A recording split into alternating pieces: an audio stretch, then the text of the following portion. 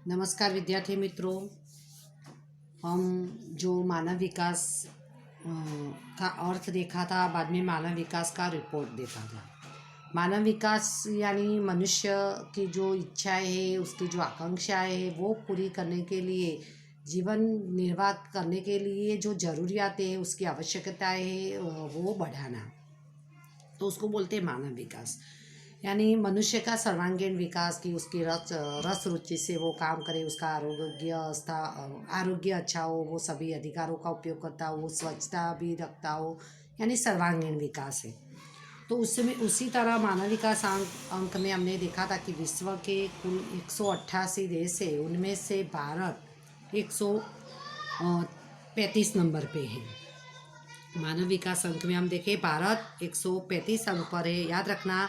और नॉर्वे सबसे प्रथम स्थान पर है, जिसका मानव विकास अंक है 0.944।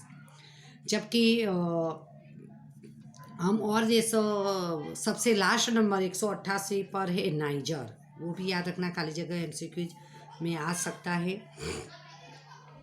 तो वो हमने देखा। बाद में भारत का और उसके पड़ोसी देशों का जो मानव विकास अंक है, उसमें हमने देखा था कि श्रीलंका है, चीन है, मालदीव है।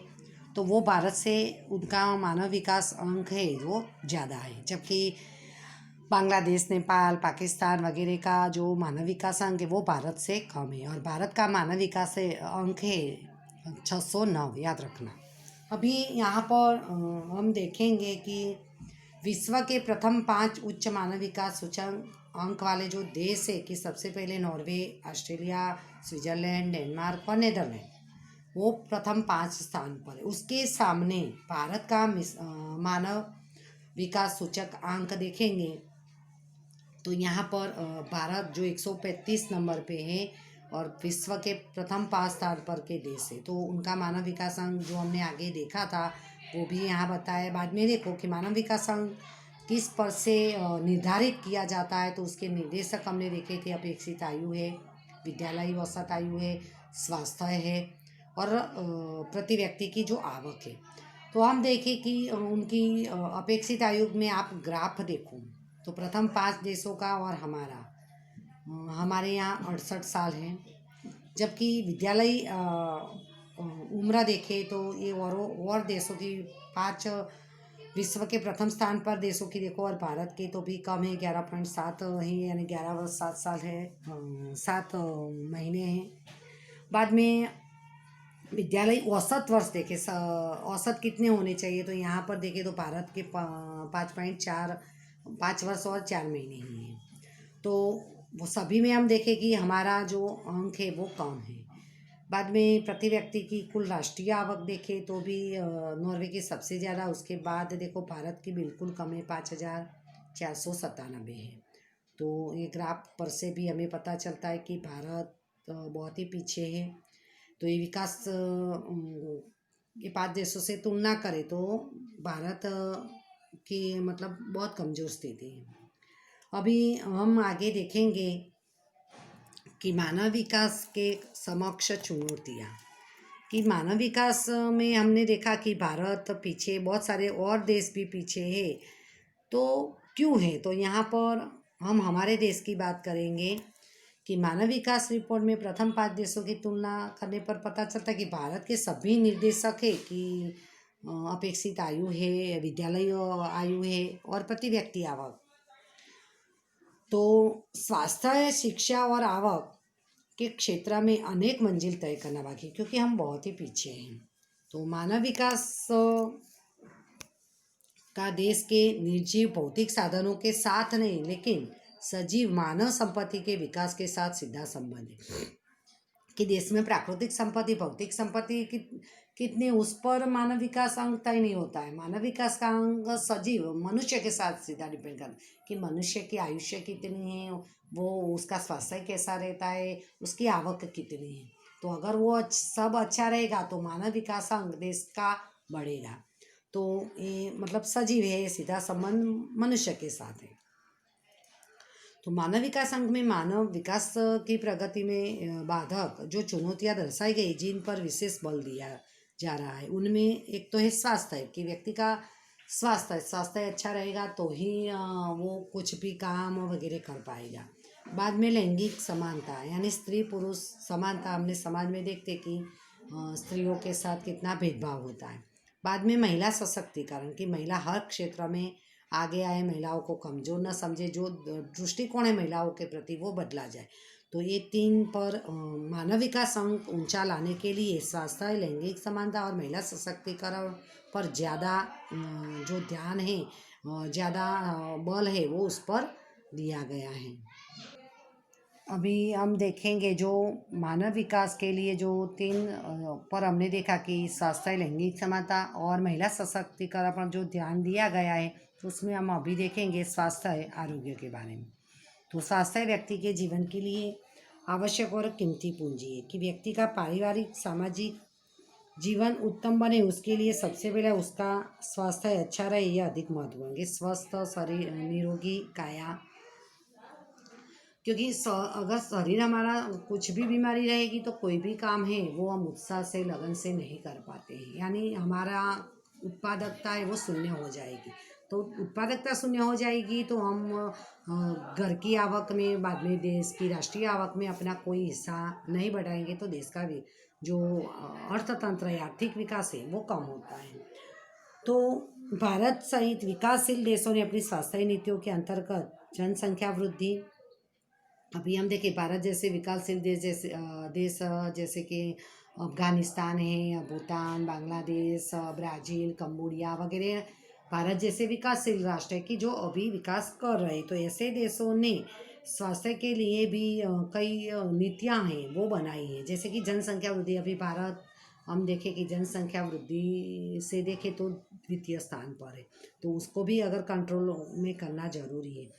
तो उसके लिए बाद में सामान्य रोग जो बुखार है, सर्दी खांसी वगैरह जो होते हैं, तो उसके लिए बाद में कुपोषण के शिकार, कुपोषण आगे भी हमने देखा है कि जितनी कैलोरी का आहार मिलना चाहिए वो न मिले, उसके कारण जो बच्चा हो या उसका शारीरिक विकास न हो तो उसको कुपोषण का शिकार कहते हैं। बाद में अपंगता यानी व्यक्ति हाथ वो पैरों से अपाहिज होता है। बाद में एड्स कि जैसे वो वारसागत रोग बीमारी है, जैसे एक घर में एक को लगता है तो औरों को भी लग सकता है, तो वो संक्रामक क्रमित रोग है। बाद में मानसिक रोग, उससे संबंधित मुद्दों पर ध्यान केंद्रित किया गया है कि ये सारे रोगों पर उनकी दवाइयाँ खोजी गई है और वो रोगों को जड़ मूल से नाबूद करने की कोशिश की है। जैसे कि एड्स के लिए भी दवाई है, उससे भी बचा जा सकता है। तो स्वास्थ्य क्षेत्र में किए गए खर्च मात्र जीवन की गुणवत्ता बढ़ाने के लिए है ऐसा नहीं है, परंतु मानव संसाधन विकास का एक निवेश है कि खाली ये आरोग्य के पीछे जो खर्च किया जाता है वो लोगों का जीवन, उन लोगों को अच्छा स्वास्थ्य मिले या उनके उम्र बढ़े उसके लिए नहीं बढ़ाए, लेकिन मानव संसाधन यानी मनुष्य का स्वास्थ्य अच्छा रहेगा तो वो जरूर कोई ना कोई क्षेत्र में विकास करता है और अपना योगदान देता है। तो मानव संसाधन के विकास के लिए ही जो भी सरकार जो स्वास्थ्य संबंधी नीतियाँ बनाती है तो उसके लिए जो पूंजी निवेश करती है। अभी भारत में स्वास्थ्य के क्षेत्र में प्रगति हुई है कि बाल टीकाकरण कार्यक्रम, बच्चा जन्म लेता है कि उसके 7 ही दिन में उसको बीसीजी की रसी दी जाती है कि क्षय जिसको टीबी भी बोलते हैं उसके लिए वो वैक्सीन दी जाती है। बाद में पहले हम देखते हैं कि बहुत सारे बच्चे अपाहिज होते थे हाथों और पैरों से, जिसको हम पोलियो बोलते हैं, तो उसके लिए ओपीवी कार्यक्रम के पूरे देश में एक ही साथ सभी बच्चों को वैक्सीन दी जाती है, तो जिसकी वजह से आज हमारे देश में से पोलियो भी नाम शेष हो गया है। बाद में हेपेटाइटिस बी, जहरी पोलियो, पीलिया, जो पीलिया होता तो पहले पीलिया में भी कई लोग मरते थे, आज उसकी वैक्सीन लेने से ये बीमारी भी बहुत ही कम हो गई है। बाद में डीपीटी डिप्टेरिया, काली खांसी आती है तो उसके लिए भी टीका निकल गया है, तो जिसके कारण भी ये बीमारी भी कम होने लगी। बाद में खसरा, एमएसआर और टाइफाइड विरोधी टीका बालकों को देने से बाल स्वास्थ्य और बाल मृत्यु दर में काफ़ी सुधार लाया गया है। अभी बच्चा छोटा होता है तभी से लेकर उसको हर महीने 1.5 महीने से तो 2.5, 3.5, 4.5 इस तरह महीने महीने के गैप में उसके सारे वैक्सीन दी जाती है, जिसके कारण ये पीलिया है, अक्षय है, काली खांसी है, पोलियो है वगैरह से उनमें से उसको मुक्त किया जा गया है। तो उसके लिए सारी वैक्सीन के पीछे सरकार वो मुफ्त में देती है और वो खर्च सरकार ही करती है। तो उसका उद्देश्य ये है कि लोगों को अच्छा स्वास्थ्य मिले और बाद में मानव का विकास होता है। तो ये उसका उद्देश्य है। अभी हम देखें कि आपातकालीन हम देखें कोरोना मुसीबत आ गई है, तो वो भी एक बीमारी ही है, तो वो भी एक संक्रमित ही बीमारी है। तो उससे बचने के लिए अभी 1 साल तो डर डर के तो भी सरकार ने तो बहुत सारी कोशिश की, मतलब कि बहुत सारी हॉस्पिटलों की सुविधा प्रदान की, उसके लिए जो दवाइयाँ वगैरह है वो भी उन्होंने उपलब्ध करवाई और लोगों को उनसे जो भी बने वो कोशिश करके लोगों को ट्रीटमेंट देने की सरकार ने पूरी कोशिश की है।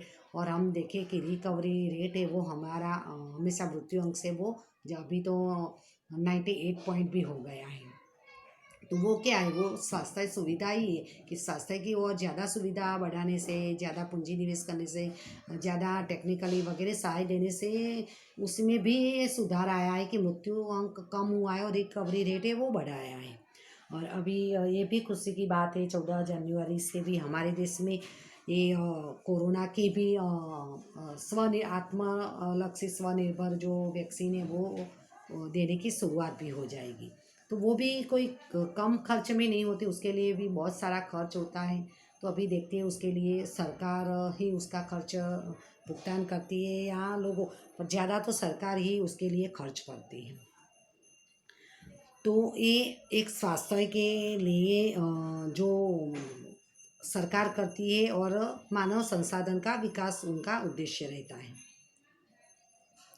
बाद में हम देखें कि आयोडीन, विटामिन और लोह तत्व की कमी के विरुद्ध अभियान चला रहा है। क्योंकि आप नमक का भी एडवर्टाइज देखते हो कि आयोडीन की कमी हो तो गले में वो बड़ी गांठ सा वो क्या बोलते हैं, कुछ ऐसी बीमारी होती है। तो नमक भी आयोडीन वाला खाइए वो सब, तो उसके लिए भी अभियान चलाते हैं। बाद में प्लेग, जी सूरत में बहुत साल पहले प्लेग का रोग हुआ था। चेचक है, रक्तपित में जैसे कि शरीर का अंग होता है वो मतलब धीरे धीरे धीरे गिरता है। बाद में पोलियो निर्मूल कर सके, ये सारी बीमारी हम उसको जड़ मूल से निकाल फेंक चुके हैं।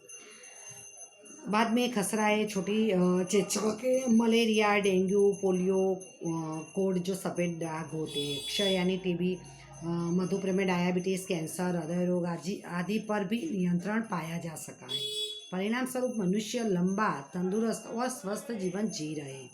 जन्म दर और मृत्यु दर और बाल मृत्यु दर में कमी दर्ज हुई, क्योंकि आरोग्य विषयक जो सारी सुविधाएं हैं वो ज़्यादा मिल रही, उसके कारण जन्म दर बढ़ा है, मृत्यु दर और बाल मृत्यु दर कम हुआ है। औसत आयु भी बढ़ी है लोगों की, क्योंकि कोई भी कितनी भी गंभीर जानलेवा बीमारी होती है आज उसका उपाय पॉसिबल है, उसके लिए दवाइयाँ भी। ये कोरोना भी देखो कि जिसकी दवाइयाँ उपलब्ध नहीं होती थी वो भी आज उसकी वैक्सीन भी तैयार हो गई है। तो कुछ भी इम्पॉसिबल नहीं है, कितनी भी कोई सी भी बीमारी आए तो उनको मतलब एकदम जल्दी से नहीं, पर धीरे धीरे करके वो बीमारी को हमारे देश में से भी उनको जड़मूल से निकाला गया है। क्योंकि पहले के समय में भी बहुत सारी ऐसी बीमारियां थी कि ये संक्रमित थी। जैसे कि वो आप बोलते हैं माता जी निकले वो चिकन पॉक्स बोलते हैं, तो वो भी उसकी भी वैक्सीन है, तो उनको भी बहुत ही कम लोगों में वो बीमारी आज पाई जाती है। भी औसत आयु जो लोगों की बढ़ी, उसके उपरांत भारत में कई राज्यों में जनसंख्या वृद्धि दर घटाने के लिए ऊंची जन्म दर घटाना यह स्वास्थ्य के लिए महत्वपूर्ण लक्ष्य बना। अभी जनसंख्या वृद्धि दर कम करना है तो जन्म दर भी कम करना पड़ेगा, तो ये एक भी आरोग्य के सामने एक बड़ा प्रश्न है। जलजन्य रोग यानी पानी से जो बीमारियां होती है, पानी से ज़्यादा वॉमिटिंग है वो होता है, वो खराब पानी पीने से होती है। बाद में श्वसन रोग है, जैसे कि सांस लेने में जो तकलीफ होती है। और कुपोषण ने जनसंख्या के लिए समस्या उत्पन्न की है। अभी जो महिलाएं हैं, बच्चे हैं और गरीब लोगों के लिए पोषक तत्वों की कमी होती है, और मूलभूत जो खनिज है, कुछ विटामिन है, प्रोटीन है, उनकी कमी से स्त्रियों और बच्चों में कुछ विकास में अवरुद्ध पैदा होते हैं, वो मुख्य जिम्मेदार है। तो कई बार पर्यावरण प्रदूषण और जहरी पदार्थों का उद्भव दैनिक जीवन में नई चुनौतियाँ बढ़ाते हैं। अभी जो शहरीकरण बढ़ रहा है कि गाँव से लोग शहरों में आ रहा है और घनी बस्तियाँ शहरों में हो रही है, उसमें भी नई स्वास्थ्य सुविधाओं के लिए समस्या उत्पन्न हो रही। तो इन नई चुनौतियों से निपटने के लिए पहले की स्वास्थ्य कार्य सूचियों में भी विशेष ध्यान और परिवर्तन करना भी अनिवार्य हुआ है। अभी हम देखेंगे लैंगिक समानता, स्त्री पुरुष समानता। तो भारत का संविधान सभी नागरिकों को समानता और न्याय का वचन देता है। 2011 की जनगणना की रिपोर्ट अनुसार भारत की कुल जनसंख्या में 48.46% स्त्रियाँ और उसके सामने 51.54% पुरुष हैं। देखो स्त्रियों की संख्या कितनी कम है पुरुषों के सामने, तो वो लैंगिक असमानता हुई। तो इस दृष्टि से देखें तो भारत ही नहीं लेकिन विश्व में भी किसी भी राष्ट्र की प्रगति और विकास में मानव संसाधन के रूप में स्त्रियों की भूमिका अग्रण्य है। आगे है स्त्रियों की भूमिका, और स्त्रियाँ कम रहेगी तो भी नहीं चलता है। परंतु स्त्री पुरुष की लैंगिक भिन्नता के साथ सामाजिक और सांस्कृतिक दृष्टिकोण से स्त्रियों की देखरेख और अपेक्षाएं अलग होने के कारण दोनों के विकास के पथ भी अलग रहे। क्योंकि स्त्री और पुरुष के बीच में जो भेदभाव होता है, अभी आज के समय में तो बेटा और बेटी कोई भेदभाव नहीं होता है, दोनों को एक तरीके से ही पाला जाता है, शिक्षा भी एक तरीके से ही दी जाती है। तो ये कम अभी देखने को मिलता है, लेकिन पहले के समय में उनको स्त्रियों को मतलब चूल्हा चौकी और बच्चे इतना ही संभालने के लिए सीमित रखा जाता था। घर से बाहर उनको पैर नहीं रखने दिया जाता था और स्त्रियों को बिल्कुल पढ़ाया भी नहीं जाता था। उसके कारण उनका विकास नहीं होता था। लेकिन आज स्त्रियां हर क्षेत्र में पुरुष के साथ कदम से कदम मिलाकर चल रही है। आज पायलट भी हैं, औरतें सभी क्षेत्र में आगे हैं।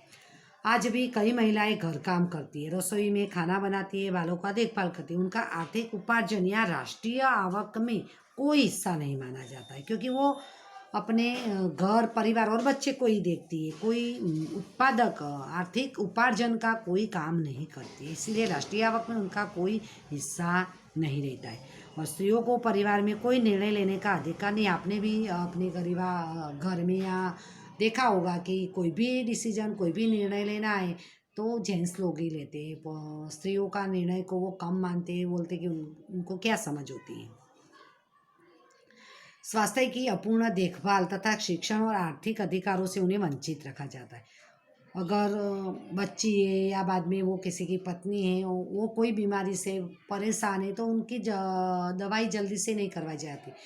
ऐसे भेदभाव होता है। अगर बेटा हो वो उनको जरा सा बुखार आ जाए तो तुरंत दौड़ के हॉस्पिटल ले जाते हैं, और बेटी है तो उस पर कम ध्यान दिया जाता है, हॉस्पिटल नहीं ले जाएंगे, घरगथ्थू इलाज करेंगे। तो आज के समय में तो आप ये सुनोगे कि नहीं हमारे साथ तो ऐसा नहीं होता, पर पहले ऐसा होता था और कई समाज में कई परिवार में ऐसा होता है। उनको बाद में पढ़ाया नहीं जाता। अभी आप में बहुत सारे मारवाड़ी बच्चे हैं तो देखते हैं कि लड़कियों को ज़्यादा नहीं पढ़ाते, उनकी तुरंत शादी कर देते हैं। तो शिक्षा में भी वो पीछे रह जाती है स्त्रियाँ इस तरह। बाद में आर्थिक अधिकार की कई बार अभी पढ़ाई लेडीज करेगी नहीं तो वो धंधा व्यवसाय भी नहीं कर पाएगी, वो घर ही संभालेगी, तो आर्थिक अधिकारों से भी वंचित रह जाती हैं। और कई लेडीज पढ़ी लिखी है फिर भी कई उसका ससुराल के लोग ऐसे हो या ऐसा विचार हो तो उनको जॉब के लिए घर से बाहर नहीं भेजा जा सकता, तो वो आर्थिक अधिकार से वंचित रह जाती है। पुत्र पुत्री के वस्त्रों में कि कपड़े, अभी आपने भी सुना है कि आप ऐसे कपड़े आपको नहीं पहनना चाहिए, बेटा जो चाहे वैसे कपड़े ला सकता है और पहन सकता है। और बेटियों के लिए कपड़ों में भी पाबंदी होती कि ऐसा पहनना है, ऐसा नहीं पहनना है। खेल में भी बच्चों को ये खेलने के लिए बाहर जाने देते, लड़कियों को नहीं जाने देते हैं। कि कई बार लड़कियां कोई खेलों में होशियार भी रहती है पर उनको कंपटीशन में भी हिस्सा लेने नहीं दिया जाता, या दूसरी जगह उनको राज्य कक्षा राष्ट्र कक्षा पर जाना है तो भी नहीं भेजा जाने देता, कितनी भी वो चाहे टैलेंटेड हो। बाद में अध्ययन के अवसरों में, पढ़ाई में भी ऐसा होता है, भोजन में भी लड़कों को अच्छा भोजन और लड़कियों के लिए हल्का भोजन, ऐसा घूमने फिरने में भी, आचार विचार में भी, व्यवहार में भी पुत्री को विभिन्न भेदभाव सहन करने पड़ते हैं। याद रखना कि स्त्रियों के साथ कौन से भेदभाव होते हैं, तो वस्त्र में, खेल में, पढ़ाई के अवसरों में, भोजन में, घूमने फिरने में, आचार विचार में, ये सारे भेदभाव होते हैं। तो महिलाओं में साक्षरता का निम्न प्रमाण होने से कि लेडीज कम पढ़ी लिखी होती है, उसके कारण स्त्रियों का बाल विवाह होता है। अगर लड़की पढ़ी लिखी है तो चाहे मम्मी पापा बोलेंगे तो भी वो शादी नहीं करेगी कि नहीं मैं कम उम्र में शादी नहीं करूँगी, तो वो बाल विवाह नहीं करे। लेकिन लड़कियां पढ़ी लिखी नहीं होती है तो उनको जो उम्र में शादी करने के लिए बोले तो वो कर लेती है। बाद में पर्दा प्रथा, राजस्थान में शायद उसके लिए कुछ कानून भी बना है पर्दा प्रथा के लिए। बाद में दहेज प्रथा की दूल्हा जो होता है अगर वो ज़्यादा पढ़ा लिखा अच्छे घर से हो तो लड़कियों से ज़्यादा मांग करता है। और तथा अनेक सामाजिक कुरिवाज का जो स्त्रियां हैं वो भोग बनती हैं। समाज में भ्रूण हत्या यानी लेडीज जब प्रेग्नेंट होती है तभी वो परीक्षण करवाती है, जांच करवाती है तो कि उनके उधर में जो पलने वाला बच्चा है वो बेटा है कि बेटी है। और जांच करवाने से पता चलता है कि बेटी है तो उनको मतलब मार दिया जाता है, एबोशन करवा के मार दिया जाता है, तो उसको बोलते हैं भ्रूण हत्या। तो वो भी ज़्यादा होता है कि अगर परिवार में मानो कि एक बेटा है और मानो कि पहले एक दो बेटी है और बेटे की इच्छा है तो वो ऐसे जांच करवाते, बेटा है तो ही रखेंगे नहीं तो बेटी है, तो इस तरह उनको एबोशन करवा के भ्रूण हत्या करते हैं। बाद में नीचा आदर भाव, स्त्रियों का जो देखने का नज़रिया आदर सत्कार देने का वो नीचा होता है। पुत्र जन्म की चाह कि बेटा ही हो। बाद में सामाजिक परंपराएं हैं कि जो बेटा ही करे। बाद में लैंगिक भेदभाव में तो बेटों को ज़्यादा महत्व दिया जाता है, उसके कारण स्त्रियों को ही अन्याय का भोग बनना पड़ता है। तो आर्थिक, राजनीतिक, सामाजिक, सांस्कृतिक, धार्मिक क्षेत्र में अवसर तथा निर्णय प्रक्रिया में भी असमानता दिखाई देती है। अभी हम देखें कि कोई भी धंधा व्यवसाय करना है तो लड़कियों को कि नहीं तू ये नहीं जॉब कर सकती, तू ये शहर के बाहर नहीं जा सकती है। बाद में राजनीतिक क्षेत्र में अभी हमने तो देखा है कि हमारे देश में, हमारे गुजरात में तो प्रथम महिला मुख्यमंत्री भी बन गई, हमारे देश के प्रथम महिला प्रधानमंत्री भी बन चुके हैं। तो कई बार ऐसे क्षेत्रों में लेडीज़ों को मना कर दिया जाता है। अभी हम भारत में जो यहाँ पर चार्ट दिया है वो देखें कि भारत में स्त्री पुरुष समानता का सांख्यिकीय विश्लेषण। तो मानव विकास का रिपोर्ट 2015 के अनुसार हम देखें तो जन्म समय अपेक्षित आयु 68 साल है। अब विद्यालय 11.7 है, औसत 5.4 वर्ष है और आवक डॉलर में हम देखें प्रति व्यक्ति की $5,497 है। तो उसमें स्त्रियों की देखो और पुरुषों की देखो। स्त्रियों की देखो कम है, स्त्रियों का मानव विकास अंक ही देखो 525 है, जबकि पुरुषों का 661 है। यहाँ पर उनकी औसत आयु भी देखो तो यहाँ स्त्रियों की ज़्यादा है, पुरुषों की कम है। यहाँ पर विद्यालयी औसत आयु पुरुषों की ज़्यादा है, यहाँ पर भी पुरुषों की ज़्यादा है। और आवक देखो स्त्रियों की कम है, 2116 रुपये है, 200 रुपये नहीं सॉरी डॉलर है, जबकि पुरुषों की देखो $8,656 है। तो ये असमानता यहाँ साफ दिखाई दे रही है स्त्रियों और पुरुषों की जन अपेक्षित आयु की, विद्यालयी आयु की और प्रति व्यक्ति आवक की। अभी श्रम शक्ति में भागीदारी की 15 वर्ष से अधिक आयु वाले कितने लोग काम करते। बाद में संसद में प्रतिनिधि कितना का प्रमाण है, संसद में कितने लोगों का प्रतिनिधित्व है 2014 में। बाद में युवा साक्षरता कितनी है वो दर देखेंगे तो यहाँ श्रम में भागीदारी देखो पुरुषों की ज़्यादा है, महिलाओं की 27 ही है, जबकि संसद में प्रतिनिधि 77.8 लोग पुरुष है, तबकि उसके सामने 12.2 लोग ही 2 ही जन स्त्रियां हैं। साक्षरता में देखो पुरुषों में साक्षरता का दर ज़्यादा है, स्त्रियों में कम है। तो ये साफ दिखाई देता है भारत में स्त्री पुरुष की असमानता।